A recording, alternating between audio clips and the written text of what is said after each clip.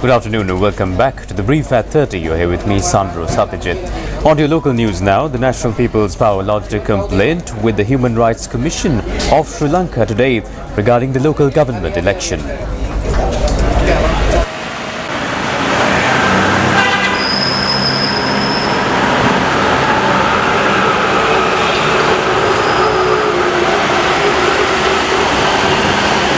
ආණ්ඩුවත් ඒ වගේම රජයේ නිලධාරීන් කීප දෙනෙකුත් මුද්‍රණාධිපති The right for people to express themselves is a fundamental right, and the right to vote are primary notions in our constitution.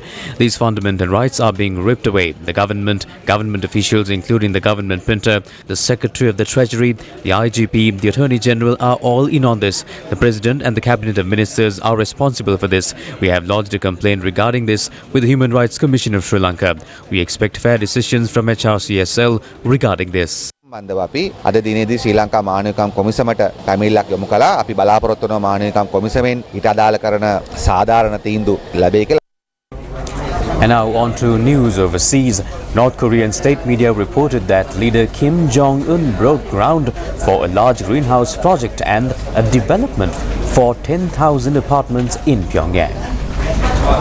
This happens amid worries of the country's economic and food situation. Neighboring South Korea said on Wednesday that a food crisis appeared to be worsening in the north, and the South's newspaper reported that North Korea had cut rations to its soldiers for the first time in more than 2 decades.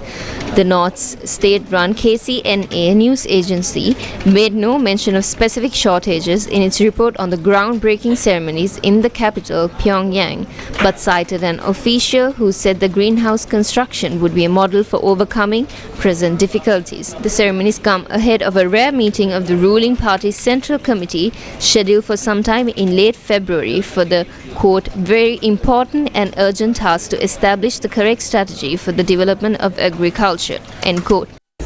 And now on sports news, Shai Hope and Robin Powell will captain West Indies in ODI and T20I cricket respectively, taking over from Nicholas Pooran, who resigned as white ball captain after last year's T20 World Cup.